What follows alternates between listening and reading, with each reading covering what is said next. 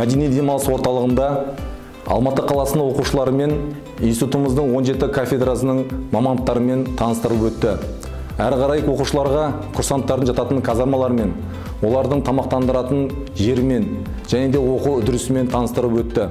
Офицер мамандық емес, жүрек қалауы. Олар Қазақстан армиясының мақтанышы мен даңқы.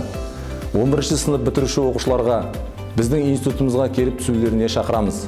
Біздің институтымыз оқу құралдары мен техникалармен қамтамасыз етілген.